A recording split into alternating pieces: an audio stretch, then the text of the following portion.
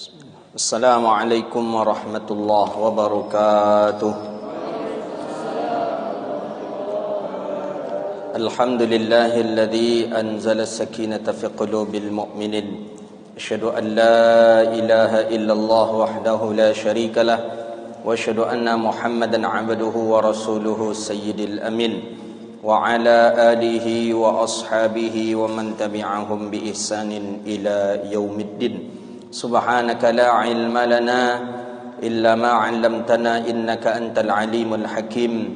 Rabbi yassir wa la tu'assir ya Rabbi tamim bi khair. Allahumma salli ala sayyidina Muhammadin al-Fatih lima ughliqa wal khatim lima sabaqa nasiril haqqi bil haqqi wal hadi ila siratikal mustaqim sallallahu alaihi wa ala alihi wa sahbihi haqqa qadrihi wa miqdarihi al-azim. Qala al-musannif rahimahullahu ta'ala wa nafa'na bihi wa bi'ulumihi wa bi'ulumi masyayikhina fid dharain amin.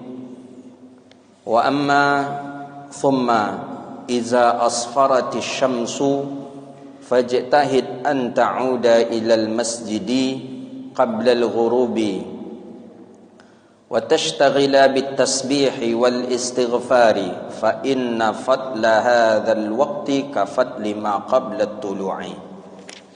Pembahasan kita tentang masalah al-isti'dad, persiapan hendak melaksanakan salat fardu. Diawali kemarin ketika seseorang hendak melaksanakan fardu daripada fardu zuhur. Maka di dalam hadis kemarin ada 3 riwayat. Ada hadis riwayat daripada Sayyidina Abi Zar Al-Ghifari, ada hadis riwayat daripada Anas bin Malik, ada juga hadis kemarin riwayat daripada Abi Hurairah radhiyallahu taala an. Di antara bunyi hadis, orang yang salat dia 4 rakaat sebelum zuhur, maka salatlah bersama orang tadi 70.000 malaikat. Itu yang hadis yang kita baca kemarin. 70.000 malaikat, yang malaikat 70.000 ini yastaghfiruna lahu, mohon ampun kepada Allah sampai waktu malam. Mohon ampun kepada Allah, tentu ampunan itu untuk orang yang salat. Maka bagus salat qabliyah zuhur kita buat 4 rakaat. Dalam hadis yang lain disebutkan man shalla qabla zuhri, siapa yang salat sebelum zuhur 4 rakaat, maka Allah haramkan dirinya dari api neraka. Hadis yang lain bahwa siapa yang salat dia sebelum zuhur dengan 4 rakaat, ada mengatakan qila 2 rakaat, maka pintu langit dibuka untuknya dan dia pun sedang dalam keadaan beramal soleh. Itu hadis pembahasan kita yang terakhir.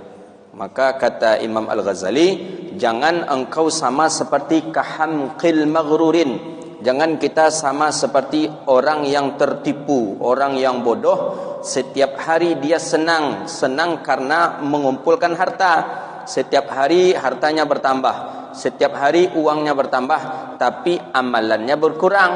Dan dia tidak merasakan bahwa umurnya berkurang. Umur berkurang, harta bertambah, dan itu orang yang tertipu, kata Imam Al-Ghazali. Tiap hari harta kita bertambah, tiap hari pendapatan kita bertambah, ternyata umur kita berkurang. Orang ini orang maghrurin, orang ini orang yang tertipu, kata Imam Al-Ghazali rahimahullahu ta'ala. Maka jangan sampai kita menjadi orang yang tertipu. Jadi bagaimana caranya agar kita tidak tertipu? Maka ketika usia kita bertambah, amal kita pun hendaknya bertambah. Itulah maksud daripada kata kalam Imam Al-Ghazali. Karena kata Imam Al-Ghazali, yang akan menjadi teman kita nanti ketika kita dikubur adalah 2 saja dia. Pertama al-ilmu, yang kedua amalun saleh. Ilmu satu, amal saleh satu. Itu teman kita nanti di alam kubur kita. Maka kalau tak ada ilmu, berarti tak punya teman kita dikubur. Kalau tak punya amal saleh, berarti tak ada teman kita dikubur. Itulah gunanya kita duduk mengaji di majlis ilmu. duduk hadir di majlis ilmu, itulah salah satu tujuan kita, agar kita memiliki teman nanti ketika kita meninggal dunia. Ada teman di kubur kita. Teman di kubur itu dua saja dia.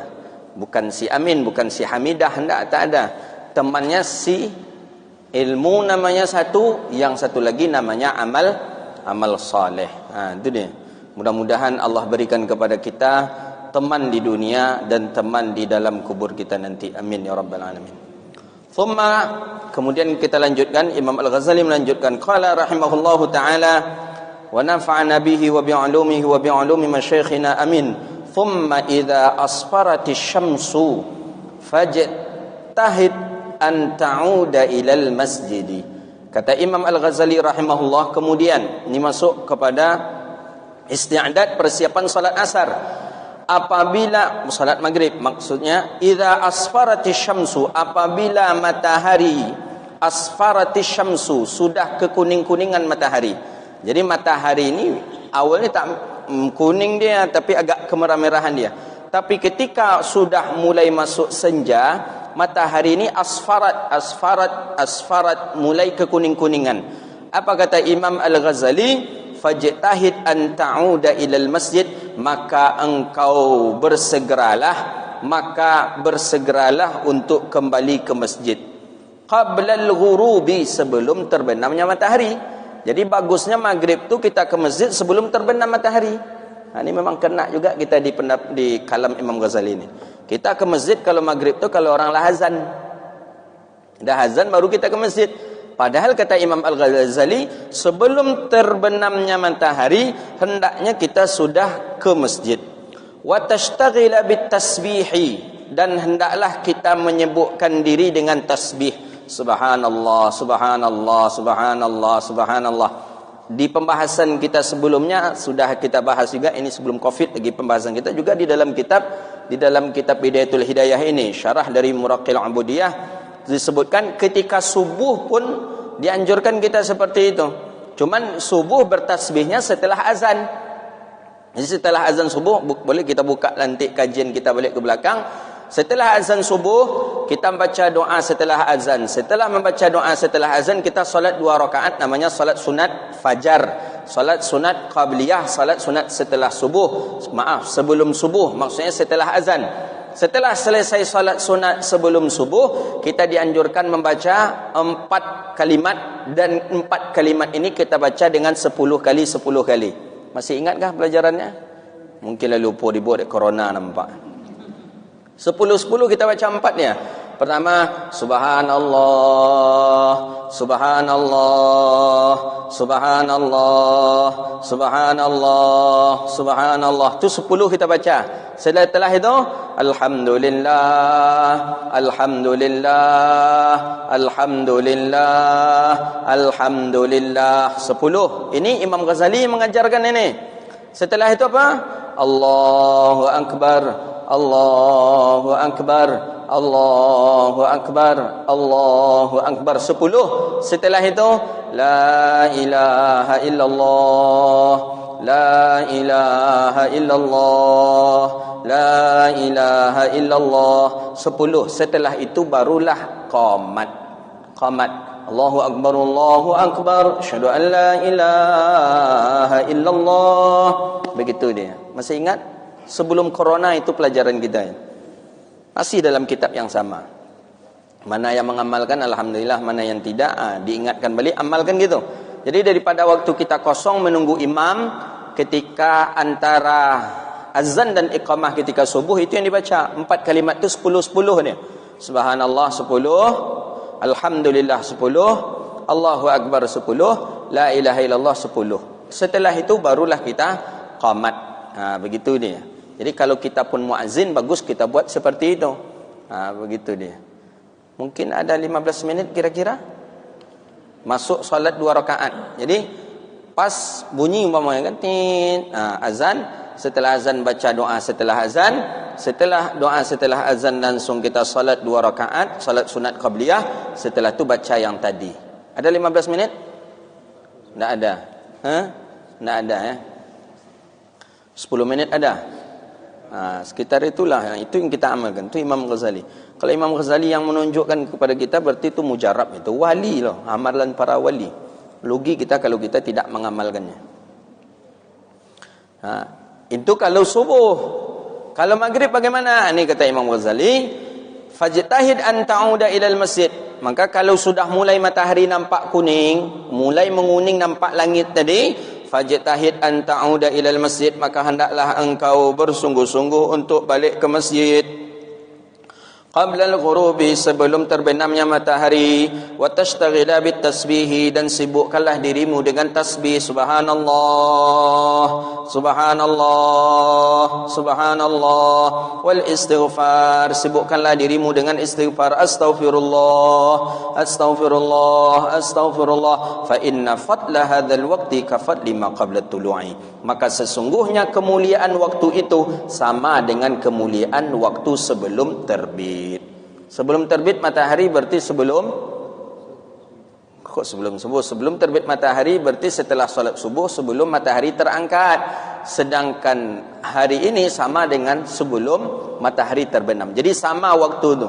Maka jangan sampai kita tinggalkan dua waktu itu dengan berzikir. Zikir kita. Maka kata Allah Ta'ala dalam Al-Quran, wasabbih bihamdi rabbika qabla tulu'i syamsi wa qabla ghurubiha, dan bertasbihlah dengan memuji Tuhan engkau qabla tulu'il syamsi, sebelum terbitnya matahari, wa qabla ghurubiha, sebelum terbenamnya matahari. Jadi sebelum terbenam matahari, ketika kita nak ke masjid, bacalah tasbih, bacalah istighfar. Tasbih, pandai tasbih kan? Subhanallah.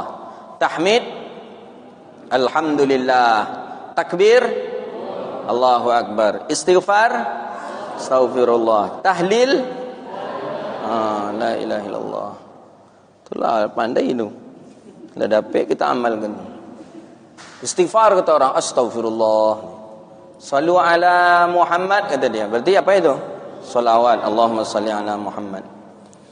Wa qabla ghurubiha waqra. Kemudian apa lagi? Jadi ketika sebelum matahari tadi terbenam, dianjurkan kita oleh Imam Al-Ghazali dengan banyak bertasbih subhanallah, dengan banyak beristighfar astaghfirullah. Waqra qabla ghurubi syamsi wasyamsi wadduhaha, dan bacalah sebelum terbenam matahari tadi wasyamsi wadduhaha. Dianjurkan kita baca itu, baca ayat ini.